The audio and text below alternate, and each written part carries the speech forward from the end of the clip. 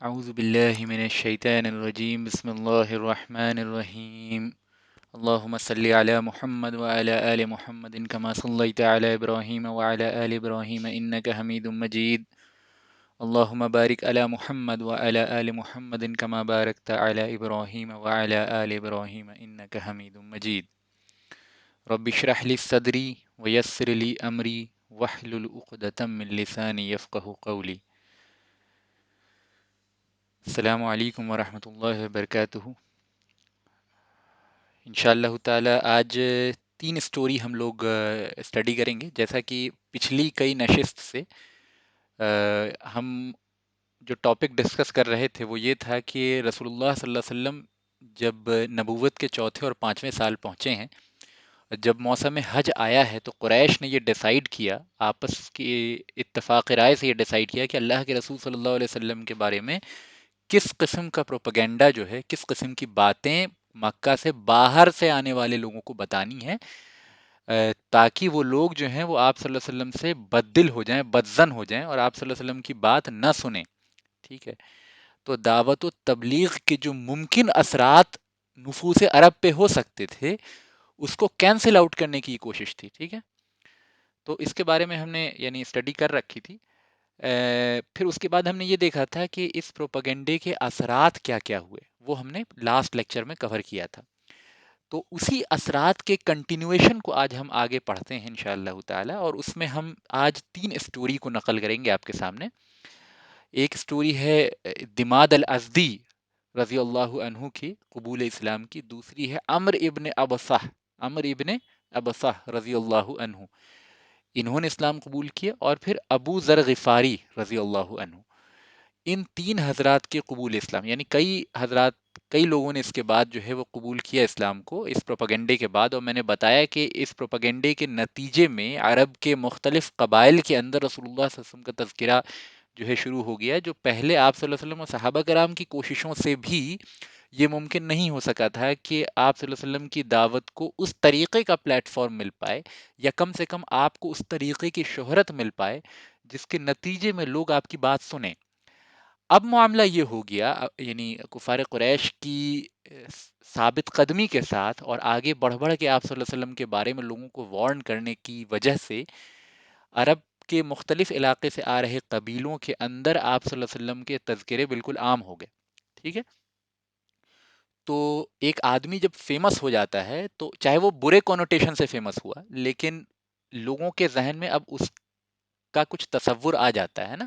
لوگ اب اس کی بات سننے کو، انٹرسٹ لینے کو، اس میں کیوریوسٹی دکھانے کی کوشش کرتے ہیں، ہے نا۔ تو اس بنا پہ ایک ایک نو ون ہوتا ہے نا، نو ون کی بات کوئی اتنی آسانی سے نہیں سنتا، لیکن ایک شخص ہے جس کے بارے میں چند باتیں مشہور ہو چلی ہیں تو پھر لوگ کم سے کم اس کی بات کو سنتے ضرور ہیں، چاہے مانے نہ مانے۔ تو یہ ایک بینیفٹ ہوا جو کہ کفار کی چالیں انہی کے برخلاف ہو گئی ہیں نا، انہی کے خلاف ہو گئی۔ وہ آپ صلی اللہ علیہ وسلم کو سے عرب کو وارن کرنا چاہتے تھے، اور عرب کے اندر اب آپ صلی اللہ علیہ وسلم کو لے کے کیوریوسٹی پیدا ہو گئی۔ تو یہ ساری باتیں پچھلے لیکچر میں اچھے سے ہو گئی تھیں۔ اب ہم اسی کا ایگزامپل آپ کے سامنے دیں گے۔ کئی مختلف اسٹوریز ہیں سیرت کی کتابوں کے اندر جس میں اس موسم حج کے بعد جو لوگ اسلام قبول کرتے ہیں مختلف اوقات میں، لیکن میں تین کا تذکرہ آپ کے سامنے کروں گا انشاءاللہ، تین بہت کروشیل ہے۔ اس میں سے بھی جو آخری اسٹوری ہوگی یعنی ابو ذر غفاری رضی اللہ عنہ کی اسٹوری، یہ سب سے اہم ہے، یعنی آج کی تینوں اسٹوریز میں سب سے اہم یہ تیسری اسٹوری ہے۔ تو پہلی دو کو تو میں شارٹ میں ختم کروں گا، اور تیسری اسٹوری انشاءاللہ آپ کے سامنے بیان کروں گا، اور جو اگلا لیکچر ہوگا اس میں ہم انہی اسٹوریز سے جو وزڈم کے پوائنٹس آتے ہیں، جو گاڑھے نکات سمجھ میں آتے ہیں، انشاءاللہ تعالی اس کو واضح کریں گے۔ ٹھیک ہے، تو آگے چلتے ہیں۔ تو پہلی سٹوری ہے حضرت دماد الازدی کی۔ پہلی سٹوری کن کی ہے؟ دماد الازدی۔ میں چاہتا ہوں کہ اسکرین پہ آپ کی نگاہ رہے تاکہ آپ کو نام کم سے کم ان اصحاب رسول کا یاد ہو جائے، اور ان میں سب سے اہم ابو ذر غفاری۔ ابو ذر غفاری کے بارے میں ایک چیز یاد رکھ لیجئے کہ صحابہ کرام میں بہت بلند مقام کے صحابی یہ ہیں، اور ان کے بارے میں خود رسول اللہ صلی اللہ علیہ وسلم نے فرمایا ہے کہ مجھے چار لوگوں سے محبت کا اللہ تعالیٰ نے حکم فرمایا ہے۔ اس میں کون کون ہے؟ سلمان فارسی رضی اللہ عنہ، علی رضی اللہ عنہ، مقداد رضی اللہ عنہ، اور ابو ذر غفاری رضی اللہ عنہ، یہ چار بڑے جید صحابہ ہیں. جس طرح یعنی ہم خلافت راشدہ کی جب بات کرتے ہیں تو چار خلیفہ کا ذکر کرتے ہیں نا، ابو بکر صدیق، عمر رضی اللہ عنہ، عثمان رضی اللہ عنہ، علی رضی اللہ عنہ. تو ایک اعتبار سے یعنی اوور آل فضیلت کے اعتبار سے یہ چار سب سے بلند ترین صحابہ ہیں. لیکن محبت کرنے کا حکم خاص طور پہ ان چاروں کے لیے دینے کی ایک خاص وجہ یہ ہے کہ ایک خاص قسم کی فضیلت ان چاروں کے اندر مشترک پائی جاتی ہے. یعنی ان چاروں کی زندگی پہ آپ غور کریں گے تو ان کی زندگی میں زہد بہت زیادہ دیکھیں گے، ہے نا، جس کو کہتے ہیں یعنی غربت بھی بہت زیادہ دیکھیں گے. اور کچھ اور تھیمز ہیں جو ان چاروں میں کامن آپ کو دیکھنے کو ملے گی. یہاں پہ ٹاپک نہیں ہے، ورنہ میں آپ کو ان چاروں کی پرسنالٹی کو انالائز کر کے یہ بتاتا ہے کہ ان چاروں میں کیا سملیرٹی اور کس بنا پہ ان چاروں کو ایک کیٹیگری میں جو ہے اللہ کے رسول صلی اللہ علیہ وسلم نے فرم رکھا ہے. تو بہرحال اس سے قطع نظر ہم آگے بڑھتے ہیں. سب سے پہلے دماد الازدی کی سٹوری کو سمجھتے ہیں. تو دماد الازدی جو تھے یہ عہد جاہلیت میں یعنی اسلام سے پہلے جو ہیں وہ ہیلر تھے. ہیلر آپ میں سے بہت سے لوگ سمجھتے ہوں گے، یعنی جو اینسینٹ ٹائمز میں جو ڈاکٹر کا کانسیپٹ تھا نا، وہ صرف سائنس کی حد تک محدود نہیں تھا. یعنی وہ صرف آپریشن اور بخار اور سردی کا علاج ہی نہیں کرتا تھا، بلکہ جادو وغیرہ کو بھی صحیح کرتا تھا، جنوں کے اثرات کو بھی دور کرتا تھا. تو ان تمام علوم میں جو ماہر ہوتا تھا اس زمانے کی اپنی سمجھ اور علم کے مطابق اس کو ہیلر کہا جاتا تھا. ٹھیک ہے. تو یہ دماد الازدی جو تھے پیشے سے ہیلر تھے. ٹھیک ہے. تو یہ حج کے موقع پہ حج کرنے آئے ہوئے تھے، کافر تھے اس وقت. تو انہوں نے تذکرہ سنا، پروپیگنڈا سنا رسول اللہ صلی اللہ علیہ وسلم کے بارے میں کہ وہ جو ہے وہ شاعر ہے اور پاگل ہے اور مجنوں ہے اور اس پہ جادو کے اثرات ہو چکے ہیں، جنوں کے اثرات ہو چکے ہیں. ظاہر ہے اس بندے کو معلوم تھوڑی تھا، اس کو حقیقت تو کچھ نہیں معلوم تھی. اس نے سنا تو اس کو ذرا ترس آیا کہ میرے پاس جو علم ہے جس کے ذریعے میں یہ جو محمد جس کے بارے میں یہ لوگ کہہ رہے ہیں اس کا کچھ علاج ہی کر دیتا ہوں، ہے نا. کہ اب اتنی بڑی بیماری ہے کہ تمام قریش جو ہیں وہ یک زبان ہو کے اس شخص کے بارے میں ہی تذکرہ کر رہے ہیں، اس شخص سے ہی وارن کر رہے ہیں. تو اتنی بڑی پریشانی مکہ میں آ گئی ہے اور میرے پاس اس چیز کو ریزالو کرنے کا علم ہے. تو میں ایسا کرتا ہوں، محمد کے پاس جاتا ہوں صلی اللہ علیہ وسلم اور ان کا علاج کر دیتا ہوں، دیکھتا ہوں ان کی کیا بیماری. تو انہوں نے یہ ارادہ کیا اور اللہ کے رسول صلی اللہ علیہ وسلم کے پاس حاضر ہو گئے. تو آپ صلی اللہ علیہ وسلم کے پاس آئے اور آپ صلی اللہ علیہ وسلم کے سامنے انہوں نے عرض کیا کہ میں نے سنا ہے کہ آپ پہ جنوں کا اثر ہو گیا ہے، آپ پہ جنون جو ہے وہ ظاہر یعنی چڑھ جاتا ہے، آپ پہ کسی نے جادو وغیرہ کر دیا ہے، اور میں ہیلر ہوں، میں شفا دے سکتا ہوں آپ کو اس چیز سے. تو آپ اگر اجازت دیں تو میں آپ کا علاج کر دوں، آپ کی بیماری کی پوری تفتیش کر دوں. تو آپ صلی اللہ علیہ وسلم اس یہ موقع ہے، ذرا آپ تصور کیجئے کہ آپ کے سامنے آپ اپنی پوری دل جمعی کے ساتھ، پوری سچائی کے ساتھ، پوری صداقت کے ساتھ، پوری یعنی اپنے پورے وجود کے ساتھ جس کام میں لگے ہوں، یعنی اس طرح کا ڈیڈیکیشن اور اس طرح کا یوں کہہ لیجیے کہ فوکس کا تصور بھی ہم نہیں کر سکتے جو انبیاء علیہ السلام کا ہوتا ہے دعوت و تبلیغ کو لے کے، ہے نا. اور اللہ رب العالمین کے پیغامات کو پہنچانے کا جو فوکسڈ مائنڈ سیٹ انبیاء علیہ السلام کا ہوتا ہے اس کا ہم تصور کسی دوسرے پیرللزم کے ذریعے کر بھی نہیں سکتے. ٹھیک ہے. تو آپ ذرا تصور کریں کہ ایک آدمی اتنا زیادہ ڈیڈیکیٹڈ ہے ایک کام کو لے کے، اتنا زیادہ لوگوں کے لیے فکر مند ہے، لوگوں کو جہنم کی آگ سے بچانے کی تگ و دو کر رہا ہے، صبح شام دن رات اس کی اسی فکر میں جا رہی ہے، اس سے اس کو تکلیفیں آ رہی ہے، اس سے اس کے اپنے اس سے دور ہو رہے ہیں، اس سے اور بھی اس کو بہت ساری قربانیاں دینی پڑ رہی ہیں، ہر طرح کا مینٹل اور فزیکل اسٹریس اس بندے کو جھیلنا پڑ رہا ہو. اس کے بعد ایک اننون آدمی آپ کے سامنے آئے اور یہ کہے کہ آپ پہ کو چند بیماریاں ہیں، آپ پہ جنوں کا اثر ہو گیا ہے، آپ پہ جادو وغیرہ ہو گیا، تو میں آپ کا علاج کر دیتا ہوں. تو ظاہر ہے ایسے موقع پہ ایک انسان کو غصہ آنا چاہیے، لیکن آپ صلی اللہ علیہ وسلم نے ایسے موقع پہ بالکل بھی غصے کا اظہار نہیں کیا، کیونکہ آپ جان رہے تھے کہ یہ شخص جو ہے، یہ شخص جو بات کہہ رہا ہے وہ اس پروپیگنڈے کے زیر اثر کہہ رہا ہے، اور یہ پروپیگنڈا اس وقت اتنا مضبوط ہے اور اسلام اتنا کمزور ہے کہ اسلام کے پیغامات لوگوں تک نہیں پہنچے. ایک بات تو تب ہوتی جب اسلام کے پیغامات لوگوں تک پہنچ جائیں اور پھر بھی لوگ جو ہیں وہ ولنگلی چوز کریں پروپیگنڈے میں بلیو کرنے کے لیے، تو پھر وہ الگ بات ہے، وہ پھر بالکل کیس ڈفر ہو جاتا ہے، ڈفر کر جاتا ہے. لیکن ایک کیس یہ ہے کہ ابھی اسلام کا پیغام پبلک سطح پہ آیا ہی نہیں ہے نا. اس موقع پہ اگر کوئی شخص پہلی بار آیا ہے اور اس نے کسی ایک غلط انفارمیشن کو بلیو کر لیا، تو آپ صلی اللہ علیہ وسلم نے اس کو بینیفٹ آف ڈاؤٹ دیا، اور آپ صلی اللہ علیہ وسلم اس پہ غصائے نہیں، بلکہ آپ صلی اللہ علیہ وسلم نے چند کلمات ارشاد فرمائے جو میں آپ کے سامنے اسکرین پہ اپیئر ہو رہا ہے. تو دماد الازدی کے اسٹیٹمنٹ کے بعد اللہ کے رسول صلی اللہ علیہ وسلم نے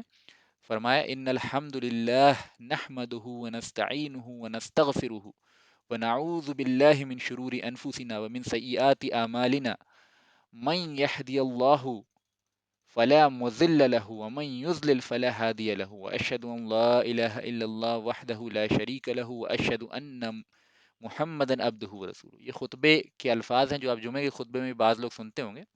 اللہ کے رسول صلی اللہ علیہ وسلم نے جس بات کے ساتھ شروع کی، صفائی دے کر شروع نہیں کی، پروپیگنڈے کا ڈسکرپشن وہاں نہیں دیا، بلکہ یہ سمجھا کہ پروپیگنڈا جب اتنا زیادہ پھیل چکا ہے تو ایک ایک انڈیویجول بات کو آپ کلیریفائی نہیں کر سکتے، تو اپنی بات کو آپ کو صحیح طریقے سے رکھنی ہے۔ اور اس میں بڑی گہری حکمت ہے کہ جب اسلام کی ہر چیز پہ اعتراض کیا جائے، اسلام کے ہر ہر حکم پہ اعتراض شروع کر دیا جائے، ہر ہر حکم پہ ایک ایک ہزار جھوٹ وضع کر کے جو ہے اسلام کو بدنام کرنے کی کوشش کی جائے، تو آپ کی کوشش فنڈامنٹلی یہ نہیں ہونا چاہیے کہ ہر چیز کا آپ جواب دیتے رہیں، کیونکہ آپ ممکن ہی نہیں ہے، ایک انسان کے لیے ممکن ہی نہیں ہے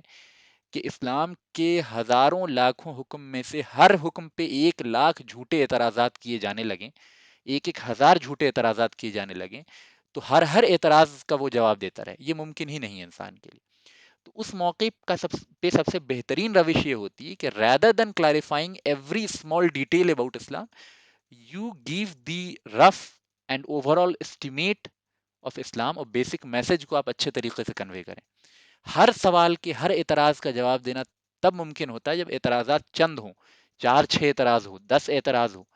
لیکن اسلام کے ہر حکم پہ جب 1,000 جھوٹے اعتراضات وضع کر دیے جائیں تو کروڑوں سوال کا آپ جواب بیک وقت نہیں دے سکتے، امت کا کوئی شخص نہیں دے سکتا، سب مل کے بھی نہیں دے سکتے، اور دے دیں تو بھی سامنے والا کنوینس نہیں ہوگا۔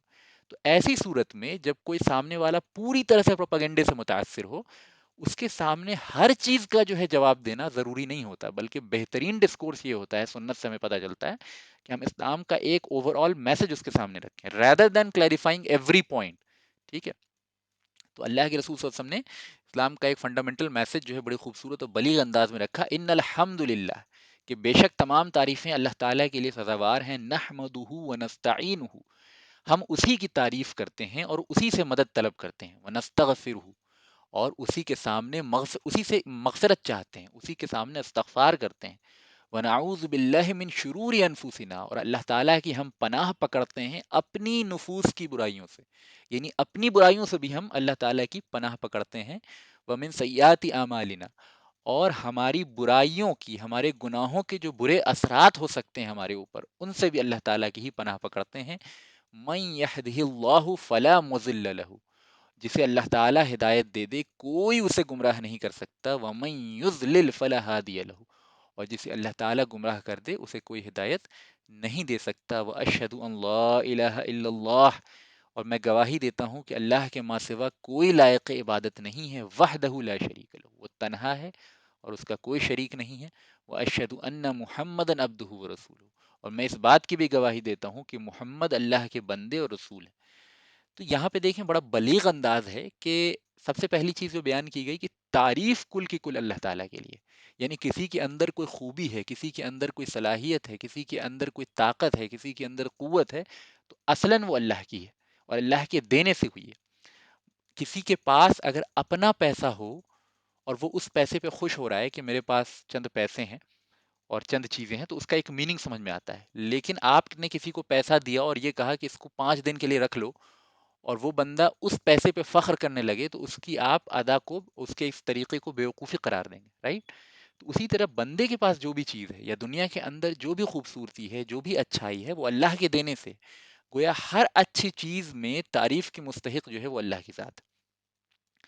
نحمدہ ونستعینہ، ہم اللہ ہی کی یعنی اللہ ہی کی تعریف بیان کرتے ہیں، حمد کرتے ہیں، اور اللہ تعالیٰ سے ہی مدد طلب کرتے ہیں۔ گویا یہ کہ اس میں اس بات کا کھلا اعلان ہے کہ تمام سازشیں اور تمام کوششیں جو اسلام کے خلاف لوگ کر رہے ہیں، اس میں ہم اس بات کی صلاحیت نہیں رکھتے کہ ہر کسی کا جواب دے سکیں، اور اس بات کی بھی صلاحیت نہیں رکھتے کہ ان کے تمام پروپیگنڈے کو ہم چاک کر سکیں۔ ایسے موقع پہ ہم صرف اللہ تعالیٰ سے مدد طلب کرتے ہیں، وَنَسْتَغْفِرُهُ، اور اسی سے مغفرت طلب کرتے ہیں، وَنَعُوذُ بِاللَّهِ مِن شُرُورِ أَنفُسِنَا، اور اپنے نفوس کے، اپنے اندر جو ہمارے برائیاں ہیں، اگر کچھ برائیاں ہیں تو اس کے بھی پناہ جو ہے، اس سے بھی بچاؤ کا ذریعہ جو ہے ہم اللہ تعالیٰ کو ہی سمجھتے ہیں۔ تو یہ ایک بڑا یعنی ترجمے کے اعتبار سے بھی یعنی بہت خوبصورت ہے، اثر کے اعتبار سے بھی، معنی کے اعتبار سے بھی خوبصورت ہے، اور عربی میں یہ چیز اپنے آپ میں زیادہ ایک عرب کو کے اوپر اثر کر سکتی تھی. لہٰذا دماد الازدی نے جب یہ بات سنی تو انہوں نے کہا کہ اللہ کے رسول ایک بار آپ، یہ تو بڑے خوبصورت کلمات ہیں، ایک بار آپ دوبارہ ریپیٹ کر دیجیے. تو اللہ کے رسول صلی اللہ علیہ وسلم نے سیم بات کو دوبارہ ریپیٹ کیا. پھر انہوں نے کہا کہ اللہ کے رسول تیسری بار آپ ریپیٹ کریں. تو تیسری بار جب اللہ کے رسول صلی اللہ علیہ وسلم نے ریپیٹ کیا تو دماد الازدی کے دل کے اندر جو ہے ایمان کو اللہ تعالیٰ نے پیدا کر دیا، اور انہوں نے کہا کہ اللہ کے رسول میں آپ پہ ایمان لانا چاہتا ہوں. لہٰذا وہ ایمان لے آئے. تو اس سے یہ پتہ چلتا ہے کہ ضروری نہیں ہے کہ ہمیشہ ایک انسان جو ہے تمام باتوں سے کنونس ہوگا تبھی اسلام قبول کرے گا. عین ممکن ہے کہ اسلام کی بنیادی تعلیمات کو اگر اچھے طریقے سے پیش کیا جائے تو سامنے والا despite the fact, despite lot of propaganda, there is a possibility کہ سامنے والا قبول کر لے اسلام کو. دشمن ہونے کے باوجود بہت سے لوگوں نے قبول کیا اسلام. لہٰذا ہمیں یہ سمجھنا چاہیے کہ ہماری کوشش، ہمیں ڈاؤٹس دوسروں کے دور کرنے چاہیے، لیکن ہمیں تمام کی تمام کوشش صرف ڈاؤٹ دور کرنے میں نہیں لگانی چاہیے، بلکہ اپنی دعوت کو اچھے طریقے سے رکھنے میں لگانی چاہیے. کیونکہ آپ صلی اللہ علیہ وسلم نے جہاں لوگوں کے ڈاؤٹس دور بھی کیے ہیں، وہیں اپنی تمام کوشش کو، تمام کاوش کو ڈاؤٹ کے کلیریفیکیشن میں صرف نہیں کیا ہے، بلکہ میسج کو، فنڈامنٹل میسج کو اچھے طریقے سے پیش کرنے میں، یعنی آپ کی ساری کوشش اس میں لگی ہے. تو اس پہ بھی آپ، یعنی یہ بھی بڑا ایک سٹل پوائنٹ ہے کہ اوور ویلمنگ ڈاؤٹس اور اوور ویلمنگ پروپیگنڈے سے جو ہے پریشان نہیں ہونا چاہیے ایک داعی کو، بلکہ اپنے میسج کو اچھے طریقے سے رکھنے کی کوشش کرنی چاہیے. تیسری بات جو میں یہ کہہ رہا تھا کہ ضروری نہیں ہے کہ ایک انسان کے تمام ڈاؤٹس جو ہیں کلیریفائی ہو جائیں تبھی وہ اسلام قبول کرے. ایمان کا تعلق در حقیقت دل سے اور روح سے ہوتا ہے.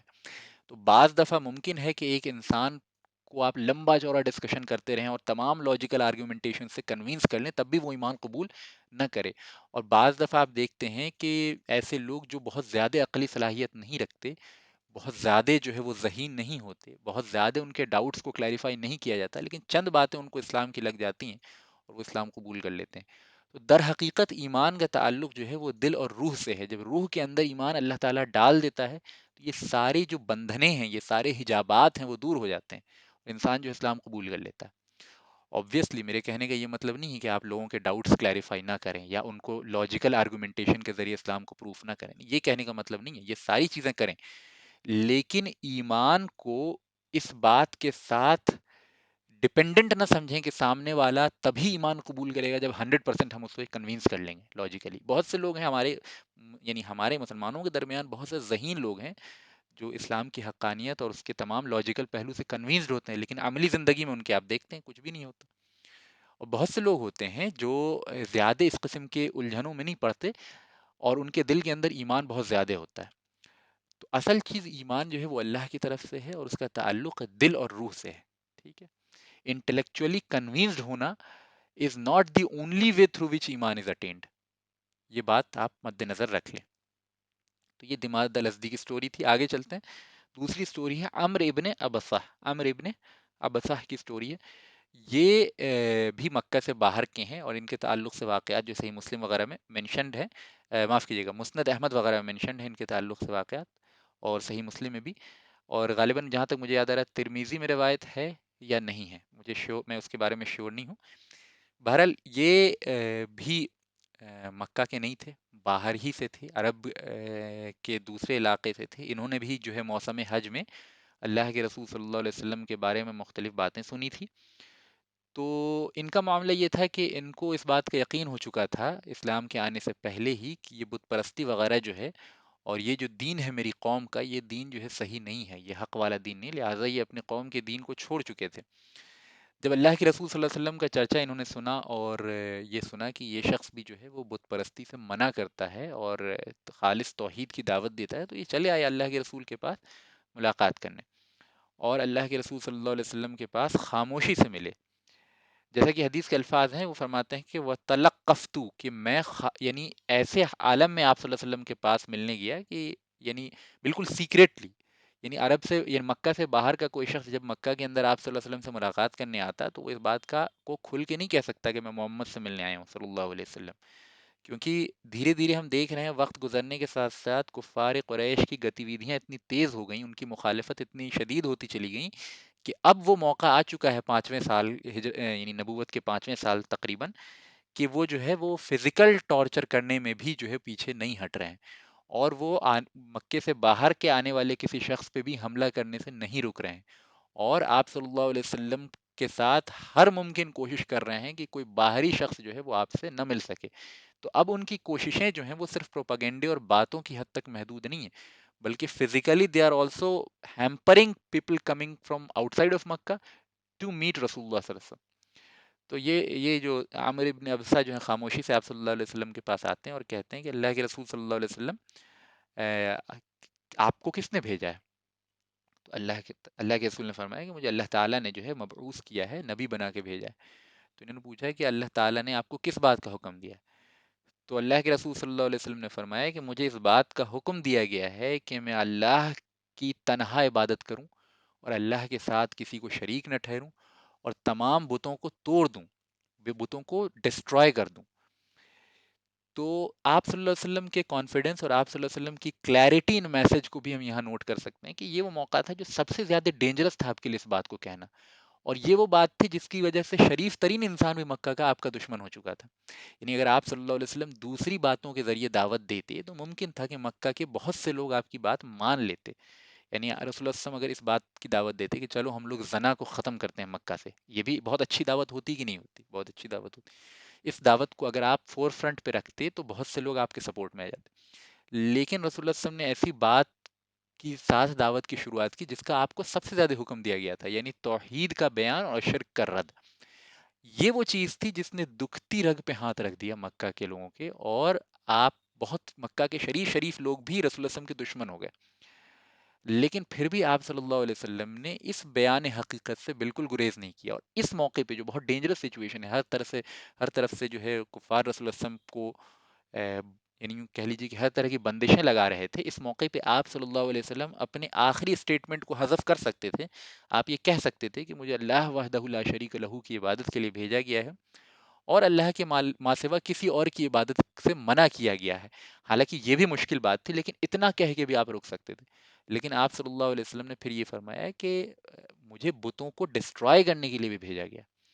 تو یہ مزید ایڈیشن جو ہے یہ اس میسج کو فردر کلیریفائی کر رہا ہے کہ اسلام ان نو وے compromises with anything that comes in a way of توحید۔ ٹھیک ہے، اور اس بات کو کنوے کرنے میں، اس تعلیم کو کنوے کرنے میں، اس میسج کو پہنچانے میں رسول اللہ صلی اللہ علیہ وسلم نے کسی بھی مصلحت اور کسی بھی قسم کی کوتاہی کو جو ہے اختیار نہیں کیا ہے نا۔ یعنی مصلحتیں وہاں اختیار کی جاتی ہیں جہاں پہ ایک چیز دوسری چیز سے زیادہ فائدہ مند ہو، تو کم فائدہ مند چیز کو دبا کے زیادہ فائدہ مند چیز کا فائدہ اٹھایا جا سکتا ہے۔ مثال کے طور پہ یعنی یعنی ایسا موقع آ سکتا ہے بعض دفعہ کہ کسی ایک سنت کو چھوڑنے سے کسی فرض کے ادا کرنے کا موقع بن جائے، ہے نا۔ یعنی سرٹن کنسٹرینٹس کی وجہ سے انسان کی زندگی میں بعض موقع پہ ایسا ہو سکتا ہے کہ ایک سنت کو اگر وہ چھوڑ دے گا تو ہی وہ فرض ادا کر پائے گا۔ تو ایسے موقع پہ ہم یعنی مصلحت اور حکمت کا تقاضا یہ ہے کہ سنت کو چھوڑ دیا جائے اور فرض ادا کیا جائے۔ اسی طریقے سے بعض موقع پہ ہو سکتا ہے کہ دو فرض آپ کے سامنے آئیں اور ایک فرض انتہائی ضروری ہے، اور ایک فرض ہے جو ضروری تو ہے لیکن اس کو کچھ وقت کے لیے ٹالا جا سکتا ہے۔ ٹھیک، تو ویسے موقع پہ حکمت اور مصلحت کا تقاضا یہ ہے کہ اس فرض کو پہلے ادا کیا جائے جو بہت زیادہ ضروری ہے، اور وہ فرض جو اس وقت اتنا ضروری نہیں ہے اس کو وقتی طور پہ ٹالا جا سکتا ہے۔ اس کو مصلحت اور حکمت کہتے ہیں کہ دو حکم کے درمیان جو ہے وہ آپ یعنی وزن کر کے، تول کر کے، کمپیئر کر کے یہ دیکھ سکیں کہ کون سا حکم کس وقت زیادہ ضروری ہے نا۔ اسی کو حکمت اور مصلحت کہتے ہیں۔ مصلحت اور حکمت اس کو نہیں کہتے کہ ایک چیز قطعاً حرام ہے، اسلام کی فنڈامنٹل تعلیم کی مخالف ہے، اور اس کے سامنے کوئی ایسی چیز ہے جو اسلام کے فنڈامنٹل میسج ہے اور اسلام کی سب سے بنیادی تعلیم ہے، اور ان دونوں کا آمنے سامنے ہو جانے پہ کسی ایسی چیز کو چھوڑ دینا جو اسلام میں فرض ہے اور کسی ایسی چیز کو اختیار کر لینا جو قطعاً حرام، اس کو مصلحت نہیں کہتے۔ مصلحت ہمیشہ دو ایسی چیز کے درمیان کمپیریزن کا نام ہوتی ہے جس میں ایک بینیفیشیل ہو، ایک کم بینیفیشیل ہو، یا ایک نقصان دہ ہو، ایک زیادہ نقصان دہ ہو، ہے نا۔ تو ویسی صورت میں مصلحت اور حکمت اور اس قسم کی چیزیں آتی ہیں۔ اس بات کو بھی سمجھ لیجئے، لہٰذا رسول اللہ صلی اللہ علیہ وسلم کا اسٹیٹمنٹ ہمارے لیے ایک بہت بڑی تعلیم ہے، بہت بڑا میسج ہے، بہت بڑی وزڈم کی پوائنٹ ہے کہ ہم اسلام کے فنڈامنٹل ایسپیکٹ سے کبھی کمپرومائز نہیں کر سکتے، اس کے میسج کو کبھی واٹر ڈاؤن نہیں کر سکتے۔ اگر ہمارے اندر صلاحیت نہیں ہے تو ہم خاموش رہیں گے، ہے نا، لیکن ہم غلط نہیں بولیں گے۔ اگر میرے اندر صلاحیت نہیں ہے کہ میں اسلام کے بہت بنیادی چیزوں کو لوگوں کے سامنے کھل کے حق بیان کر سکوں، اگر میرے اندر اس کی طاقت نہیں ہے تو میں خاموش رہ جاؤں، لیکن میں کوئی ایسی بات نہ کہوں اسلام کے نام پہ جو حقیقتاً اسلام کے مخالف ہو، اسلام کی تعلیمات کے اپوزیشن میں ہو، اور پھر میں مصلحت کے نام پہ اس باطل تعلیم کو، اس باطل تعویل کو لوگوں کے سامنے اسلام بنا کے پیش کروں۔ یہ اللہ کے دین کے ساتھ سب سے بڑی خیانت ہے۔ خاموش رہ جانا بھی گناہ ہے، لیکن وہ کم بڑا گناہ ہے۔ غلط بات کو اسلام بنا کے پیش کرنا یہ بہت بڑا گناہ ہے، یہ بہت بڑی خیانت ہے اللہ کے دین کے ساتھ۔ تو اس کو سمجھنے کی ضرورت ہے، ٹھیک ہے؟ اور رسول اللہ صلی اللہ علیہ وسلم کے عمل سے، صحابہ کرام کے عمل سے، اور ہمیشہ اہل الحق کے عمل سے یہ بات واضح ہوتی رہی ہے اسلامی تاریخ میں کہ یہ چیز جو ہے وہ اللہ کے دین کے ساتھ خیانت ہے، لہذا اس سے بچیں۔ اور پھر مختلف موقع پہ اس سے ریلیٹڈ باتیں آئیں گی۔ تو عمر ابن عبسہ نے جو سوال کیا اس کا آپ صلی اللہ علیہ وسلم نے اس طرح جواب دیا۔ تو عمر ابن عبسہ نے کہا کہ اللہ کے رسول صلی اللہ علیہ وسلم، کیا میں آپ کو فالو کر سکتا ہوں؟ اب یہاں پہ میں ایک اور وزڈم کی بات آپ کو بتانے لگا ہوں۔ رسول اللہ صلی اللہ علیہ وسلم نے فرمایا کہ تم مجھے کیسے فالو کر سکتے ہو؟ تم حالت نہیں دیکھ رہے مکہ کی، لوگ کس قسم کی حالت میں ہیں، کس قسم کی سچویشن اور صورتحال کے درمیان ہیں، کس طرح سے میری مخالفت ہو رہی، لہذا تم ابھی مجھے فالو نہیں کر سکتے۔ ابھی تم خاموشی سے چلے جاؤ اپنے قبیلے میں، اور جب تم یہ خبر سنو کہ میں غالب آ گیا ہوں، میں غالب آ گیا ہوں، میں پریویل کر گیا ہوں، تو میرے پاس آ جانا، ٹھیک ہے؟ تو اس پہ عمر ابن عبسہ جو ہے وہ چلے گئے واپس اپنے علاقے میں، اور فرماتے ہیں کہ میں ریگولر جو ہے رسول اللہ صلی اللہ علیہ وسلم کے بارے میں خبر جو ہے مختلف قبائل سے پتہ کرتا رہتا، مکہ کے قبائل اور مدینے کے قبائل اور ٹریڈ کاروان سے محمد صلی اللہ علیہ وسلم کے بارے میں خبر لیتا رہتا لوگوں سے اپنی جگہ پہ بیٹھ کے، یہاں تک کہ مجھے خبر پہنچی کہ محمد صلی اللہ علیہ وسلم مدینے میں پہنچ گئے ہیں اور غالب ہو گئے ہیں، ان کی حکومت قائم ہو گئی ہے اور وکٹریس ہو گئے ہیں، اللہ تعالیٰ نے ان کو فتح دے دی ہے، لہٰذا میں جو ہوں ٹریول کر کے مدینہ پہنچا رسول اللہ صلی اللہ علیہ وسلم کے پاس، اور آپ صلی اللہ علیہ وسلم کے سامنے حاضر ہوا، اور آپ صلی اللہ علیہ وسلم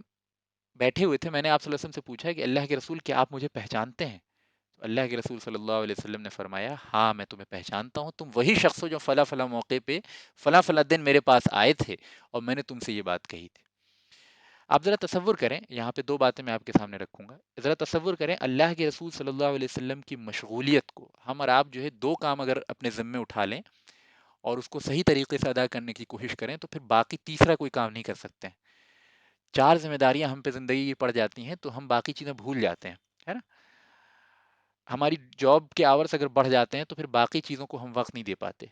آپ ذرا تصور کریں رسول اللہ صلی اللہ علیہ وسلم کے اوپر کتنی ساری ذمہ داری تھی، کتنی بڑا بوجھ تھا آپ صلی اللہ علیہ وسلم کے اوپر۔ آپ دعوت کو پارٹ ٹائم نہیں لے رہے تھے جیسے میں اور آپ لیتے ہیں، آپ تبلیغ و تدریس آپ کا پارٹ ٹائم جاب نہیں تھا جیسے میرا اور آپ کا ہے کہ ہم جو ہے اپنے کام کرتے ہیں اور پھر وقت نکال کے جو ہے دعوت و تبلیغ و تدریس کا کام کرتے ہیں، اس میں کچھ کمی بھی ہو جاتی ہے تو ہمارا کچھ نہیں جا رہا۔ رسول اللہ صلی اللہ علیہ وسلم کے جینے کا، جاگنے کا، کھانے کا، سونے کا، عبادت کا، چلنے کا، پھرنے کا، گھر جانے کا، تجارت کا، ہر چیز کا مقصد اور نصب العین جو ہے وہ یہ دعوت و تبلیغ ہی تھی۔ اسی کے ارد گرد آپ کی پوری زندگی گھوم رہی تھی، ہر چیز آپ کرتے تھے اسی کے لیے۔ یعنی گویا کہ اللہ تعالیٰ کے دین کو دنیا کے اندر لوگوں کے سامنے واضح کر دینا اور اس دین کو دنیا کے اوپر غالب کر دینا، یہ وہ مقصد تھا جس کو لے کے رسول اللہ صلی اللہ علیہ وسلم زندہ تھے، یہ وہ مقصد تھا جس کو لے کے آپ صلی اللہ علیہ وسلم سانس لیتے تھے، یہی وہ مقصد تھا جس کے لیے آپ اپنی ہر کام کو اسی کے ارد گرد گھماتے تھے۔ تو جب ہم اس بات کو مد نظر رکھتے ہیں اور آپ کی مشغولیت کا تصور کرتے ہیں، آپ سے ہزاروں لاکھوں لوگ ملتے ہوں گے، آپ ہزاروں لوگوں سے مختلف طریقے سے ڈیل کرتے ہوں گے، آپ کے خود اپنی ازدواجی زندگی تھی، خود گھریلو کام بھی ہوتے تھے، خود آپ کو اپنے ٹرائب کے لوگوں کے ساتھ بھی معاملات کرنے پڑتے تھے، خود آپ تجارت بھی کرتے تھے، بہت سارے امور آپ کو ڈیل کرنے پڑتے تھے، اس کے باوجود ایک اننون شخص مکہ میں اتنے زمانے پہلے آپ صلی اللہ علیہ وسلم سے ملاقات کرنے آتا ہے اور آپ اس کو اس موقع پہ پہچان لیتے ہیں جب آپ غالب ہو چکے ہیں، آپ کے پاس پوری قوت ہے، آپ کے پاس پوری فوج ہے، آپ کے پاس حکومت ہے، لاکھوں لوگ، ہزاروں لوگ آپ سے مل رہے ہیں، صبح شام لوگوں کی آپ تربیت و تدریس کے کام میں لگے ہیں، اس کے باوجود ایک شخص کو جو انتہائی انسگنیفیکنٹ تھا، جس نے کوئی بڑا رول بھی نہیں پلے کیا تھا، وہ آپ کے پاس آتا ہے اور آپ پہچان لیتے ہیں اس کو۔ تو اس سے لیڈرشپ کی جو ہے رسول اللہ صلی اللہ علیہ وسلم کی اسکل اور آپ صلی اللہ علیہ وسلم کی میموری اور آپ صلی اللہ علیہ وسلم کا کسی کم سے کم تر انسان کو بھی انتہائی اٹینشن سے سننا اور اس پہ انتہائی اٹینشن کے ساتھ اسے ڈیل کرنا، یہ ساری جو آپ کی پرسنالٹی کے ٹریٹس ہیں وہ بالکل واضح ہوتے ہیں، اور یہ وہ ٹریٹس ہیں جس کی وجہ سے ایک لیڈر جو ہے اپنے فالوورز کے درمیان انتہائی محبوب ہو جاتا ہے۔ آپ تصور بھی نہیں کر سکتے کہ صحابہ کرام کس طریقے سے رسول اللہ صلی اللہ علیہ وسلم سے محبت کرتے تھے، اور اس کی مثالیں سیرت میں ہمارے لیکچرز میں مختلف ٹائم پہ آئے گی۔ لیکن ذرا آپ تصور کریں کہ ایک لیڈر جو اس درجے کی بلندی اور اس درجے کی بزرگی اور اس درجے کا یوں سمجھ لیجیے کہ مقام پہ فائز ہو، اور وہ اپنے ادنا سے ادنا فالوور کو بھی اس درجے کا اٹینشن دیتا ہو، تو کس طرح سے لوگ جو ہیں آپ صلی اللہ علیہ وسلم کے پہ شیدا ہوں گے، آپ صلی اللہ علیہ وسلم سے محبت کرتے ہوں گے۔ تو یہ آپ کی لیڈرشپ کی کوالٹی تھی کہ آپ اپنے فالوورز کو جانتے تھے اور فالوورز کو پہچانتے تھے اور بڑے اٹینشن دیتے تھے لوگوں کو،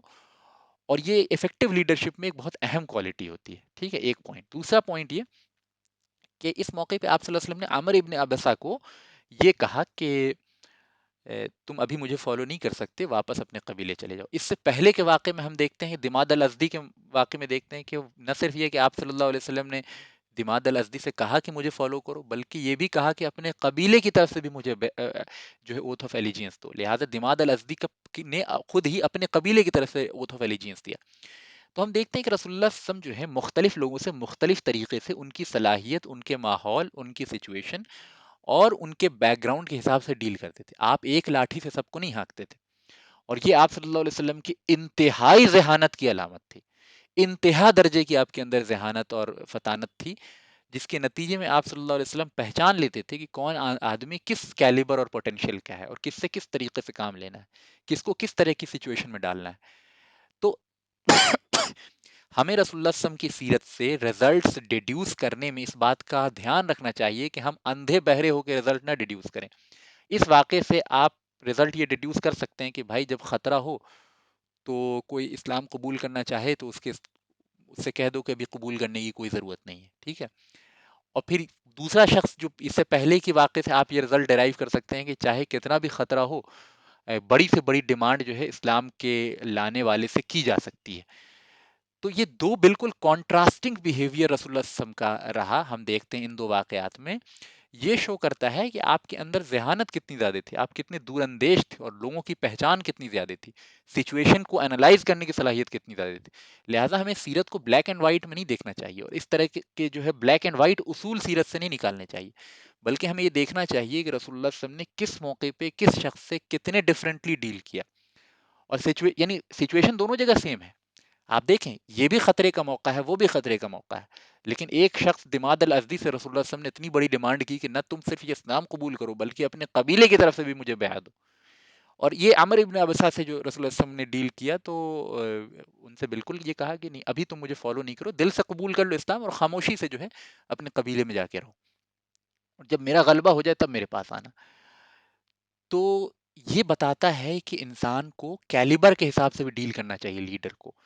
اندھے بہرے بن کے جو ہے وہ ایک لاٹھی سے اور ایک اصول ہر انسان کے اوپر اپلائی نہیں کرنا چاہیے۔ ہر انسان کے اندر صلاحیت نہیں ہوتی اتنی کہ وہ بڑے سے بڑا کام کر سکے، اور جس کے اندر صلاحیت ہوتی ہے اس کو بہت زیادہ ریلیکسیشن بھی نہیں دینی چاہیے، یعنی اس کے پوٹینشیل اور اس کی صلاحیت کے حساب سے اس کے اوپر ذمہ داری ڈالنی چاہیے، ٹھیک ہے۔ تو آپ سمجھیں اس بات کو کہ رسول اللہ صلی اللہ علیہ وسلم نے کوئی بلائنڈ معاملہ نہیں کیا، بلکہ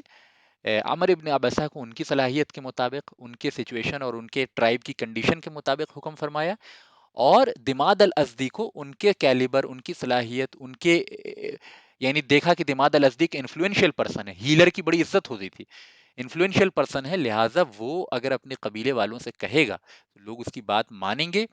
اور اس کے اندر وہ صلاحیت ہے کہ قبیلے والوں کو کنونس کر سکتا ہے۔ تو آپ صلی اللہ علیہ وسلم نے نہ صرف یہ کہ ان کے اسلام کو قبول کیا، بلکہ ان کے قبیلے والوں کی طرف سے بھی جو ہے اوتھ آف ایلیجینس لیا۔ تو یہ دو سچویشن بڑی یعنی امپورٹنٹ ہے ہم رسول اللہ صلی اللہ علیہ وسلم کے بارے میں، اور آپ صلی اللہ علیہ وسلم کے طریقہ کار کو اس طریقے سے انالائز کر کے سمجھ سکتے ہیں۔ آگے چلتے ہیں، اب ہم تیسری سٹوری کی طرف جا رہے ہیں جو انتہائی اہم ہے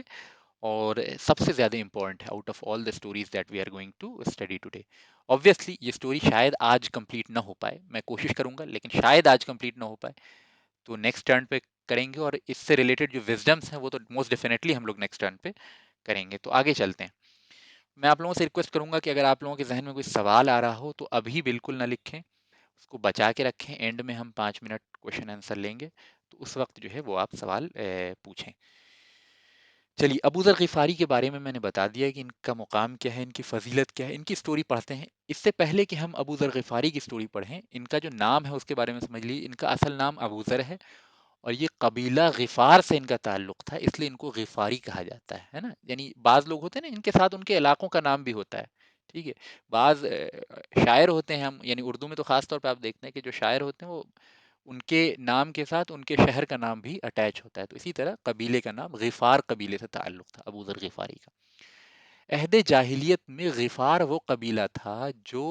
لوٹ پاٹ کے لیے مشہور تھا، یعنی بہت بڑے readers, they were the professional readers, ہے نا۔ یہ کسی بھی قبیلے کو لوٹ لیتے تھے، اور یہ عرب کے قاعدے قانون کو بھی نہیں مانتے تھے۔ یہ بھی نہیں مانتے تھے کہ جو یعنی جو 4 مہینے اشہور الحرم جن کو کہا جاتا تھا عرب کے اندر، 4 جو عزت والے مہینے جس کے اندر عام طور پہ عرب کے قبائل جو ہیں وہ جنگ جدال نہیں کیا کرتے تھے، یہ ان 4 مہینوں کی حرمت و تقدس کو بھی نہیں مانتے تھے یہ قبیلے والے۔ کوئی بھی قبیلہ ان کے علاقے سے گزرتا تھا اس کو لوٹ ہی لیتے تھے، ٹھیک ہے، اور بہت ماہر لٹیرے تھے۔ ایسا بھی نہیں تھا کہ آپ ان سے صرف جنگ کر سکتے تھے اور ان کو زیر کر سکتے تھے، نہیں، بلکہ ان کی صلاحیتیں بہت زیادہ تھیں، پروفیشنل ریڈرز بھی تھے اور بہترین فائٹرز بھی تھے۔ ایک تو فائٹنگ اسکل عرب میں کامن تھی، لیکن کچھ قبائل تھے جو زیادہ بہترین فائٹر تھے، اور ان میں غفار قبیلہ تھا۔ ان کا یعنی کہا جاتا تھا کہ اگر 10 غفار قبیلے کا 10 شخص مل جاتا تو 100 آدمیوں کے 100 انسانوں کے کیروان کو لوٹ لیتا تھا، مطلب اتنی صلاحیت ان کے اندر ہوتی تھی کہ اگر 10 بھی مل جائیں تو 100 کو لوٹ لیتے تھے۔ تو اور یہ رولز اینڈ ریگولیشن کو نہیں مانتے تھے۔ تمام عرب جو ہے غفار کی بدماشیوں اور شیطانیوں کو جانتے تھے کہ غفار سے پنگا نہیں لینا ہے، اگر غفار سے کچھ ہماری جو ہے وہ 36 کا آنکڑا ہو گیا تو ہمارے قبیلوں کا ٹریڈ روٹس جو ہے وہ غفار تباہ کر دیں گے۔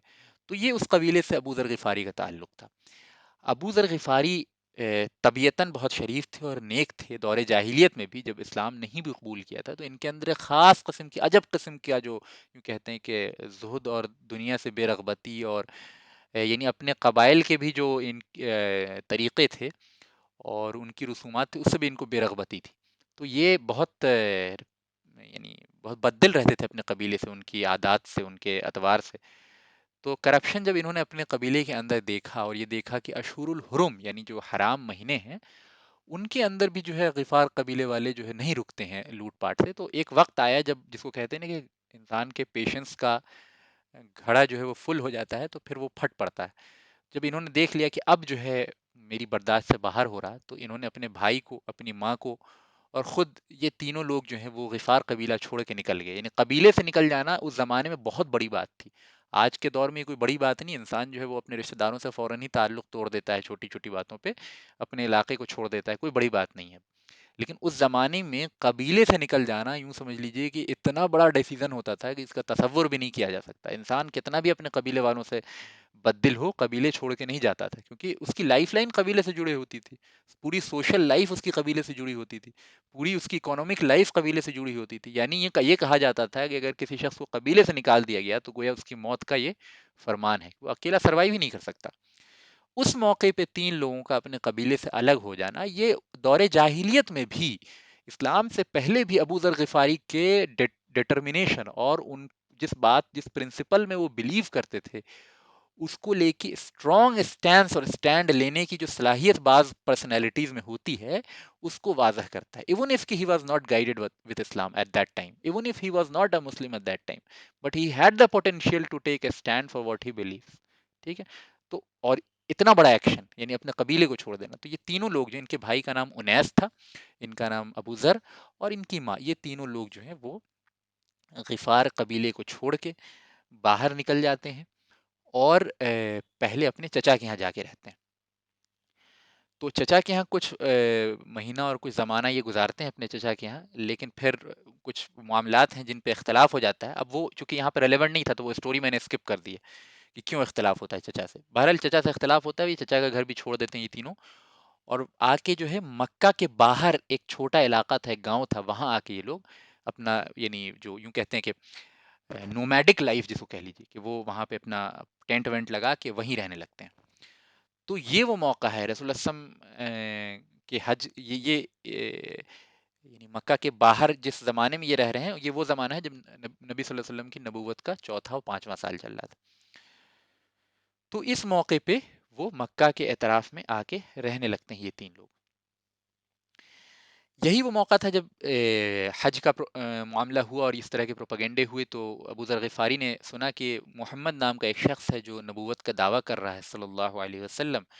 اور اس کی یہ تعلیمات ہیں. اور ابو ذر غفاری جو ہے پہلے ہی بت پرستی سے اور اس قسم کی چیزوں سے بددل ہو چکے تھے، اور بھی جو برائیاں عرب کے اندر تھیں اور خاص طور پہ قبیلہ غفار کے اندر تھیں، اس سے بدزن ہو چکے تھے، ان کو چھوڑ چکے تھے. تو 3 سال انہوں نے اس طرح سے وقت اپنا گزارا تھا کہ وہ اس قسم کی تمام برائیوں سے پاک تھے. تو فرماتے ہیں کہ جب میں نے محمد صلی اللہ علیہ وسلم کے بارے میں سنا کہ وہ نبوت کا دعویٰ کر رہے ہیں اور ان کی وہ اس طرح سے بت پرستی کی برائیاں کرتے ہیں اور اس کی مخالفت کرتے ہیں، تو میں نے اپنے چھوٹے بھائی انیس کو بھیجا کہ یعنی بزنس سے ریلیٹڈ مکے والوں سے ہی یہ بزنس کیا کرتے تھے. اب ظاہر ہے کوئی ان کے پاس چارہ نہیں تھا، تو چھوٹا موٹا جو بھی ٹریڈ ان کا ہوتا تھا مکے والوں سے ہوتا تھا. تو انیس اپنے بھائی کو بھیجا کہ جاؤ مکے میں پتہ کر کے آنا، ٹریڈ کے بہانے جاؤ اور پتہ کر لینا کہ یہ محمد جو ہے کون ہے. تو یہ پہلے ہی ان کو جب یہ انفارمیشن مل گئی کہ رسول اللہ صلی اللہ علیہ وسلم یعنی محمد نام کے ایک شخص ہیں، تو انہوں نے اپنے بھائی کو بھیجا کہ پتہ کر کے آنا. تو بھائی جب وہاں گئے تو دیکھا کہ اس طرح کی بات ہے اور لوگ محمد صلی اللہ علیہ وسلم کے بارے میں ایسی ایسی باتیں کہہ رہے ہیں. ظاہر ہے ساری نیگیٹو باتیں تھیں. جب یہ ساری نیگیٹو باتوں کا کلیکشن لے کے ابو ذر غفاری کے پاس آئے اور کہا کہ میں نے محمد کے بارے میں یہ باتیں سنی ہیں اور وہ ان چیزوں کی تعلیم دیتے ہیں، تو ابو ذر غفاری کو تب بھی اطمینان نہیں ہوا. کہا کہ تم نے میری جو ہے پیاس کو، میری خواہش کو، میری بھوک کو نہیں مٹایا. میں جب تک خود سے جا کے جو ہے محمد صلی اللہ علیہ وسلم سے ملاقات نہ کر لوں، خود سے تحقیق نہ کر لوں، مجھے اطمینان نہیں ہوگا. تو بہرحال یہ نکلے اور اللہ کے رسول صلی اللہ علیہ وسلم سے ملاقات کرنے کے لیے چلے گئے. اچھا، اس سے پہلے کہ ہم اس ملاقات کا تذکرہ کریں، ایک چیز یاد رکھ لیجیے کہ ابو ذر غفاری کے تعلق سے ہی مسند احمد وغیرہ کی روایت میں آتا ہے، خود فرماتے ہیں کہ میں رسول اللہ صلی اللہ علیہ وسلم سے ملنے سے 3 سال پہلے سے ہی جو ہے وہ بت پرستی وغیرہ چھوڑ دی تھی اور ایک اللہ کی عبادت کیا کرتا تھا. اس سے یہ بھی پتہ چلتا ہے کہ عرب کے اندر ایک اللہ کی عبادت کا شاذ، تھوڑا تھوڑا ہی صحیح، کہیں کہیں صحیح، ریئرلی ہی صحیح کانسیپٹ تھا موجود. ٹھیک ہے، اور یہ ہم کئی موقع پہ دیکھ چکے ہیں. اور ایک سیپریٹ لیکچر جو میں نے حنفا نام سے دیا تھا، the people of truth before Islam, غالباً 25 یا 26واں لیکچر تھا، اس میں ہم نے کافی ڈیٹیل سے ان لوگوں کے بارے میں بتایا تھا جو عرب میں رسول اللہ صلی اللہ علیہ وسلم کے آنے سے پہلے، آپ کی نبوت سے پہلے، وہ لوگ جو ایک اللہ کی عبادت کے قائل تھے. تو ابو ذر حالانکہ he was not a proper حنفا، he was not among the proper حنیف، but he was kind of حنیف لائک فار 3 ایئرس. ٹھیک ہے، اور ان کو اس طریقے سے مطلب توحید میں شرح صدر نہیں تھا، لیکن بہرحال یہ بت پرستی وغیرہ چھوڑ چکے تھے اور اللہ کی عبادت کرتے تھے. اور خود فرماتے ہیں کہ میں نے 3 سال تک جو ہے وہ اللہ کی عبادت کی تھی آپ صلی اللہ علیہ وسلم سے ملاقات سے پہلے ہی. لوگوں نے پوچھا کہ ابو ذر آپ اللہ کی کیسے عبادت کرتے تھے؟ تو فرماتے تھے کہ میرے دل میں جو بھی اللہ تعالیٰ خیالات ڈالتا تھا، مطلب جس طریقے سے بھی اللہ تعالیٰ گائیڈ کرتا تھا، جس ڈائریکشن میں بھی عبادت کرنے کے لیے گائیڈ کرتا تھا، میں کرنے لگتا تھا. اور رات کو بھی میں دیر تک عبادت کرتا رہتا تھا، یہاں تک کہ مجھے حالت عبادت میں ہی نیند آ جاتی تھی اور پھر صبح میری دھوپ کے وقت جو ہے نیند کھلتی تھی. تو اس طریقے سے میں نے 3 سال جو ہے وہ بغیر علم کی ہی حالت میں بس ایک کیفیت کا عالم تھا، اور جس طریقے سے اللہ تعالیٰ میرے دل میں باتیں ڈالتا تھا اس طریقے سے میں اللہ کی عبادت کرتا رہتا تھا. بہرحال یہ بات خود ابو ذر غفاری رضی اللہ عنہ نیریٹ کرتے ہیں مسند احمد کی روایت.